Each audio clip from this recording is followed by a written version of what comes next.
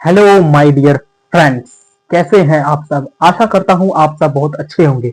आप देख रहे हैं ऑफिशियल अंकित एडहब यूट्यूब चैनल। इस चैनल पर ना आपको केवल और केवल बोर्ड एग्जाम से इंपॉर्टेंट जानकारियां मिलेंगी, बाकी और भी सब्जेक्ट्स की टॉपिक वाइज हम वीडियो बनाएंगे। आज का जो हमारा डिस्कशन का पार्ट है वो है हमारा पास्ट टेंस। पास्ट टेंस में भी हम फर्स्ट टाइप को डिस्कस करेंगे, that is our past indefinite tense. In this type of tense we have discuss it type, it's uses, इसके हम यूसेस के बारे में पढ़ेंगे, इसके हम रूल के बारे में पढ़ेंगे, इसको हम हिंदी में कैसे अपनाएं और इंग्लिश में हम कैसे इसको बनाएं। तो ये इंपॉर्टेंट फैक्ट आज हम पढ़ेंगे। इससे पहले वाली वीडियो से मैंने प्रेजेंट टेंस को पूरा कंप्लीट कर लिया है। अगर आपने अभी तक वो वीडियो नहीं देखा है तो आप जाए और वो वीडियो जरूर देखें। तो आज का डिस्कशन का हमारा पार्ट है पास्ट टेंस। तो हम पास्ट टेंस की बात करते हैं दोस्तों। तो पास्ट टेंस इज बेसिकली क्या है? पास्ट टेंस इज बेसिकली, हम हिंदी में बचपन से पढ़ते हैं, इसे बोलते हैं भूतकाल। भूतकाल का मतलब क्या है? भूतकाल इसका मतलब यही है कि जो बात पहले ही बीत चुकी है, यानी जो बात अभी तक है नहीं, वो बीत चुकी है पहले ही, वो हमारे पास्ट टेंस भूतकाल के अंदर आता है। तो पास्ट टेंस हमारे पास हो गया जो क्या करता है, जो हमारा पास्ट दिखाता है। इसके कुछ सिंबल्स आप याद रख सकते हो, जैसे कि यस्टरडे ऑटोमेटिकली पास्ट को डिनोट करता है।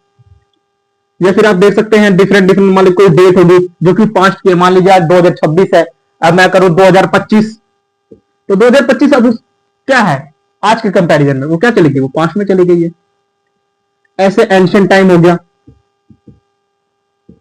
एंशिएंट टाइम, ये सारा सारा क्या है, पास्ट है। ऐसे एक वर्ड होता है जो आपने पढ़ा होगा, एगो। एगो का मतलब ही क्या है, पहले। एगो का मतलब क्या है, पहले। पहले यानी जो बात क्या हो चुकी है, पहले ही बीत चुकी है, तो एगो। तो ये कुछ हमारे पास वर्ड है जिससे हम पता लगा सकते हैं कि ये बात जो है वो पास्ट की है। तो उसको पास्ट टेंस का आज हम पास्ट इंडेफिनिट पढ़ेंगे। तो पास्ट इंडेफिनिट हम कैसे पढ़ेंगे? पास्ट इंडेफिनिट पढ़ने के लिए हमारे पास सबसे पहले हम मैं इसको समझ लें कि पास्ट टेंस क्या होता है, पास्ट टेंस को हम कैसे पता लगा सकते हैं। इसके साथ ही हम पास्ट इंडेफिनिट, इससे पहले हमने प्रेजेंट इंडेफिनिट के बारे में पढ़ा था। अगर मैं आपसे पूछूं कि पास्ट इंडेफिनिट और प्रेजेंट इंडेफिनिट में क्या डिफरेंस है, तो आप लोग कहेंगे प्रेजेंट में प्रेजेंट की बात हो रही है और पास्ट में पास्ट की बात हो रही है, इसलिए प्रेजेंट। बट गलत है। एक जो है सबसे इंपॉर्टेंट जो डिफरेंस बेसिकली क्या है, अगर आपको याद होगा मेरी पिछली वीडियोस में, तो मैंने बताया था प्रेजेंट इंडेफिनिट टेंस के अंदर सिंपल जो रूल होता है, सिंपल सेंटेंस जब हम बनाते हैं तो उसके अंदर हम क्या करते हैं, वर्ब की फर्स्ट फॉर्म के साथ एस या ईएस लगाते हैं, केवल और केवल सिंपल सेंटेंस के अंदर, नॉट नेगेटिव नॉट इंटेरोगेटिव। ऐसे ही इसके साथ भी कुछ ऐसा ही एक यूनिक फीचर है, और ये सबसे यूनिक फीचर का टेंस है। ये टेंस का सिर्फ और सिर्फ एक रूल काम करेगा, दैट इज आवर वर्ब की सेकंड फॉर्म, जो हम इसके सिंपल में पढ़ेंगे, और उसके बाद इसका नेगेटिव पढ़ेंगे और इंटेरोगेटिव पढ़ेंगे, जहां पे हम इसके हेल्पिंग वर्ब की बात करेंगे। तो पास्ट इंडेफिनिट टेंस को हम पहचाने कैसे हिंदी में, जिन भी वाक्यों के अंत में या, ये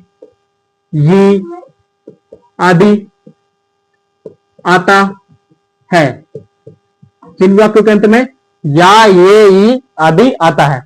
एग्जाम्पल के तौर पर ले सकते हैं, राम स्कूल गया। राम कहां गया? स्कूल गया। तो इसका रूल, सबसे पहले मैं रूल पढ़ लेता हूं, रूल क्या कहता है, इसका रूल कैसे बनाते हैं हम अभी इंडेफिनिट की बात करें, इंडेफिनिट के भी हम अभी सिंपल की बात कर रहे हैं। किसकी बात करें? सिंपल की। किसकी बात कर रहे हैं? सिंपल की बात कर रहे हैं। तो सिंपल का इसका रूल कहता है, सब्जेक्ट होगा मेरे पास, यहाँ पे मेरे पास वर्ब की सेकंड फॉर्म होगी, वर्ब की सेकंड फॉर्म के साथ मेरे पास यहाँ पे कुछ नहीं, ऑब्जेक्ट होगा बस। जब ध्यान रखिए, प्रेजेंट इंडेफिनिट में हमने ऐसे एस का इस्तेमाल किया गया था, लेकिन पास्ट इंडेफिनिट में हम ऐसे एस का इस्तेमाल नहीं करते हैं। ये इंपॉर्टेंट चीज आप नोट करके रखिएगा। तो वर्ब की सेकंड फॉर्म लगती है, वर्ब की सेकंड फॉर्म हमारे पास वर्ब की थ्री फॉर्म होती है, वर्ब की फर्स्ट फॉर्म होती है, वर्ब की सेकंड फॉर्म होती है, वर्ब की थर्ड फॉर्म होती है। तो इसमें केवल वर्ब की सेकंड फॉर्म ही इसके अंदर यूज होगी। ध्यान रखिएगा, वर्ब की सेकंड फॉर्म कब यूज होगी? केवल और केवल सिंपल के अंदर यूज होगी। कोई पूछ ले कि क्या नेगेटिव में वर्ब की सेकंड फॉर्म यूज होती है, क्या इंटेरोगेटिव में वर्ब की सेकंड फॉर्म यूज होती है, तो उसका जवाब है नहीं, उसका यूज नहीं होता। तो यहाँ पे हम रूल इसको बनाते हैं, इसके राम स्कूल गया।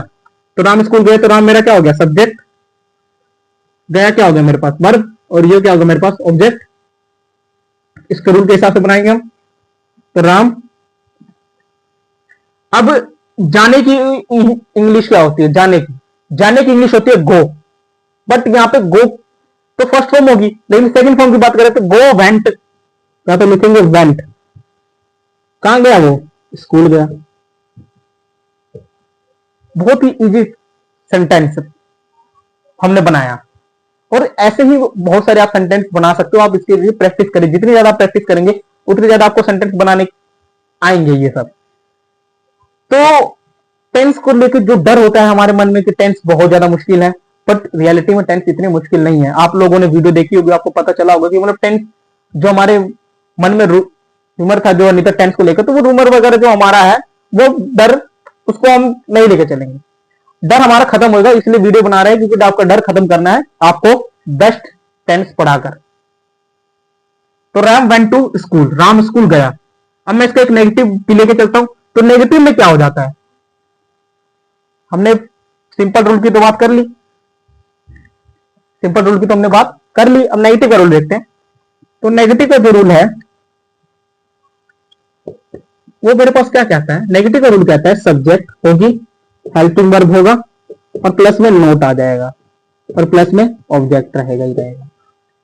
यहां सबसे इंपॉर्टेंट नोट के साथ वहां पे वर्ब की फर्स्ट फॉर्म भी आएगी, वर्ब की फर्स्ट फॉर्म प्लस ऑब्जेक्ट आएगा। Subject plus helping verb plus note plus verb की फर्स्ट फॉर्म प्लस ऑब्जेक्ट, ये मेरे पास एक सेंटेंस है, मतलब रूल है। क्या है? रूल है बनाने का। सब्जेक्ट होगा हेल्पिंग वर्ब, यहाँ पे बात आती है हेल्पिंग वर्ब की। याद करिए हमने प्रेजेंट इंडेफिनिट टेंस में हेल्पिंग वर्ब पढ़ी थी, क्या पढ़ी थी? डू या डस, डू या डस। यहाँ पे केवल आप लोगों के लिए बड़े टेंशन फ्री आप रहते, एक ही हेल्पिंग वर्ब यूज होगी और वो सारे सेंटेंस के अंदर यूज होती है, इसके पास्ट इंडेफिनिट के, दैट इज डिड। इसके अंदर हम क्यों डिड का यूज करते हैं? अब आपको मैं एक जनरल सी बात बता दूं।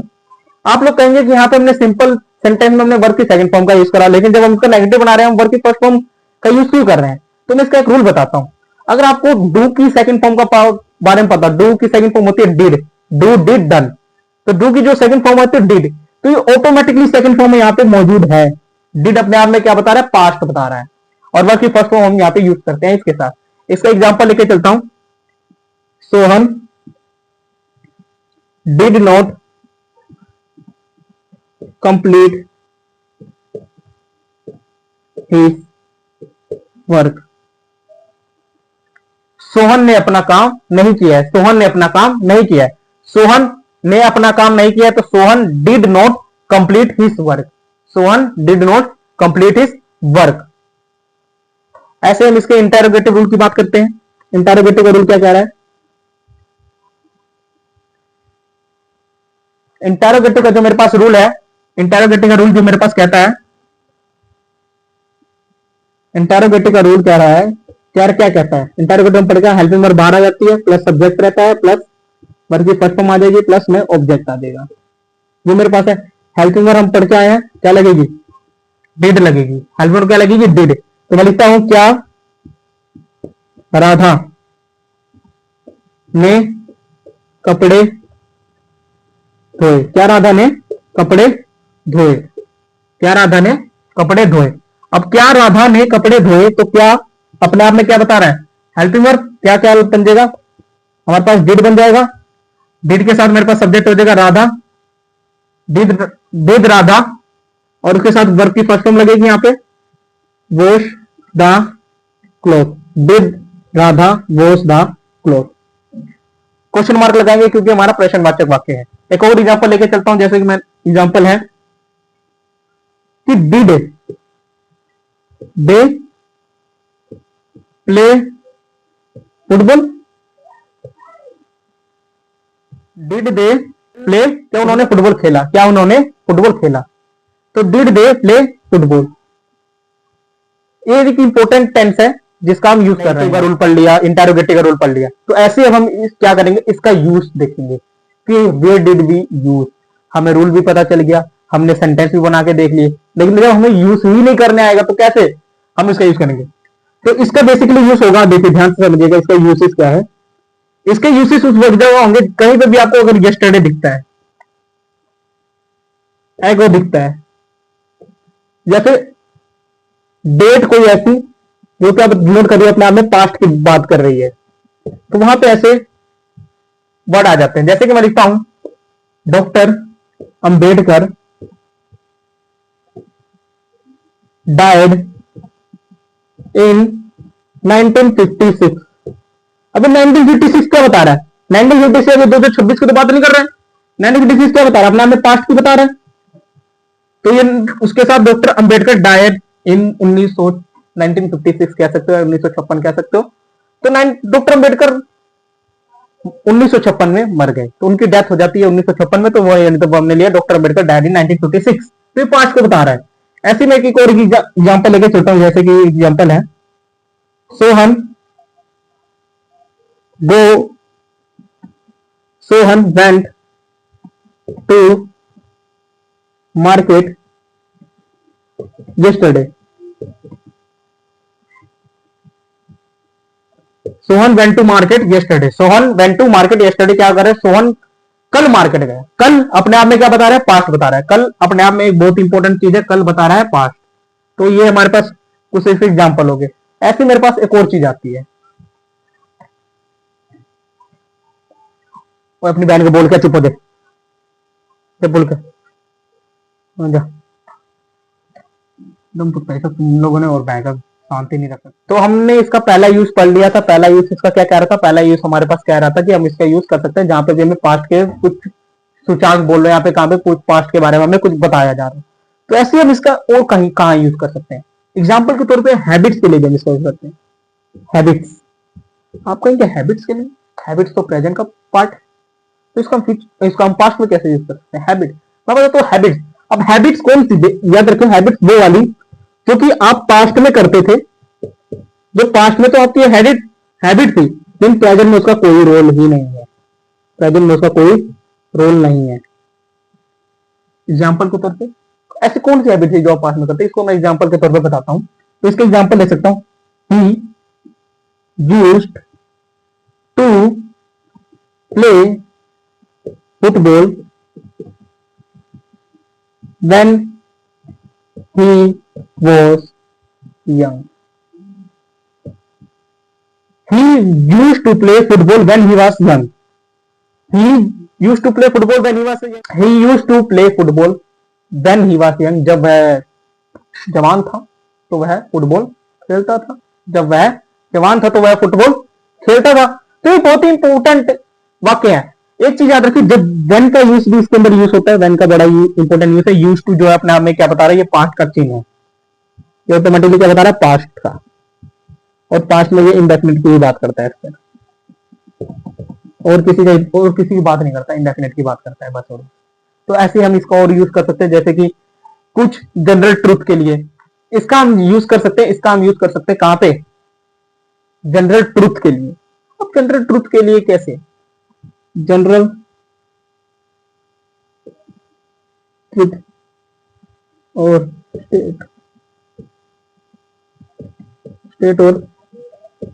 State of being. तो जनरल ट्रूथ और स्टेट ऑफ बीइंग, तो इसके लिए हम कैसे यूज कर सकते हैं, इसके लिए हम यूज कर सकते हैं एग्जांपल के तौर पे। मैं एक एग्जांपल लेता हूं, the weather was beautiful during our vacation.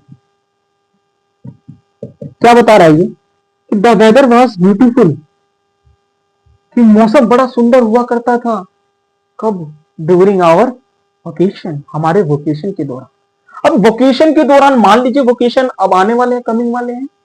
मान लीजिए आज से पिछले साल की मैं बात कर रहा हूं, पिछले साल जो मौसम था बड़ा ही अच्छा हुआ करता था, गर्मी कम पड़ती थी, इस साल गर्मी ज्यादा पड़ रही है। तो ये एग्जांपल है, the weather was beautiful during our vacation. तो क्या अगर जनरल ट्रूथ और स्टेट ऑफ बीइंग क्या मतलब वहां पे किसका हम कैसे हम यूज कर रहे हैं, the weather was beautiful, weather was beautiful. आप कहेंगे नहीं तो यहाँ पे हेल्पिंग वर्ब का है, यहाँ पे वो भी नहीं लगा है हमारे पास, वर्ब की सेकंड फॉर्म का है। अगर आप इस सेंटेंस को ध्यान से रखिए तो यहाँ पे वर्ब की सेकंड फॉर्म मेंशन है। अगर आपने वर्ब अगर अच्छे से पढ़ी है, और वर्ब की बहुत सारी फॉर्म आप जानते हो, तो एक फॉर्म होती है बी, ये वर्ब की फर्स्ट फॉर्म होती है, इसी का सेकंड फॉर्म होती है वॉस, और इसी की थर्ड फॉर्म मेरे पास होती है बीइंग। तो बी वॉस बीइंग, तो बी वॉस बीइंग, तो यहाँ पे मेरा फॉर्म कौन सी यूज हो रही है, वॉस। तो वॉस का सेकंड फॉर्म नहीं डिनोट कर रहे, बिल्कुल कर रहे हैं, कर रहा है कि नहीं, बिल्कुल कर रहा है। तो इस चीज तरीके से आप नहीं तो डिफरेंट टाइप ऑफ सेंटेंस आप बना सकते हैं। तो पास्ट इंडेफिनेट और प्रेजेंट इंडेफिनेट में आपको बेसिक सा डिफरेंस समझ आ गया होगा कि प्रेजेंट इंडेफिनेट में जो हम वर्ब की फर्स्ट फॉर्म के साथ एस आई एस का इस्तेमाल करते हैं, जबकि पास्ट इंडेफिनेट में हम अफर्मेटिव सेंटेंस में वर्ब की सेकंड फॉर्म का इस्तेमाल करते हैं। ये वैसे इंपॉर्टेंट, बहुत इंपॉर्टेंट फैक्ट है। इट्स इंपॉर्टेंट बिकॉज क्यों, ये दोनों सेंटेंस दिखने में जितने आसान है उतने ज्यादा क्रिटिकल नहीं, इनको बनाना उतना ही ज्यादा थोड़ा टफ पड़ जाता है अगर हमने प्रैक्टिस नहीं की है। अभी तो आप लोगों को ये समझ आ रहा होगा, मतलब अच्छा लग रहा होगा, लेकिन आप इसको प्रैक्टिस भी करिए, साथ साथ वीडियो भी देखिए और उसके साथ साथ सेंटेंस भी बनाइए, इंग्लिश में ट्रांसलेशन सीखिए। आप कहते हैं इंग्लिश क्यों नहीं आती, 50% अगर जिस व्यक्ति को 50% अगर ये टेंस आ गए तो उसको इंग्लिश बहुत अच्छे तरीके से आ जाएगी। He will write answer in his exam if you know the tense, if you know how to make a sentence, so it is very important। तो इसी के साथ आज का लेक्चर हम यही एंड करता हूँ। आशा करता हूँ आपको बहुत अच्छे तरीके से समझ आया होगा। अगली वीडियो हम पास्ट कॉन्टिन्यूस टेंस की बात करेंगे। ओके, अगर अब तक आपने हमारा चैनल सब्सक्राइब नहीं किया है तो इसको सब्सक्राइब करें। हमारे चैनल का नाम है ऑफिशियल अंकित एडू हब चैनल और हमारे इंस्टाग्राम पेज का नाम है अंकित एडू हब के नाम से इंस्टाग्राम पेज है। लिंक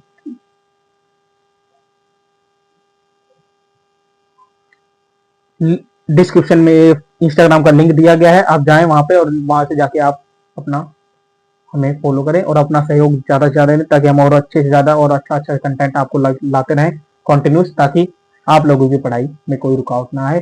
टेंथ बेसिकली केवल और केवल 10th क्लास का ही पार्ट नहीं है, अगर आप ग्रेजुएशन में जाएंगे तो भी 10th ही पढ़ना पड़ेगा। अगर हम इंग्लिश में जाएंगे उसके अंदर भी 10th है, आप एमए में जाएंगे वहां पे भी इंग्लिश अगर आप पढ़ते हैं उसमें 10th, अगर पीएचडी अगर आप करते हैं वहां पे भी अगर इंग्लिश के अंदर जाएंगे तो ऐसा नहीं है अगर इंग्लिश ग्रामर का पार्ट होगा तो वहां पे टेंस नहीं होगा, देखो टेंस इज वेरी इंपॉर्टेंट और टेंस हम कब से पढ़ रहे हैं, 30 क्लास से पढ़ रहे हैं। तो अगर आप ध्यान से इन वीडियो को देखते हैं टेंस की जितनी मैं बना रहा हूँ कॉन्टिन्यूस अब चलिए, तो आपका मैं कह रहा हूँ गारंटी से अगर आपने सारी वीडियो को अच्छे तरीके से देखा और समझा है तो आपको इंग्लिश बनाने में अपने एग्जाम के अंदर या कहीं पे भी इंग्लिश बोल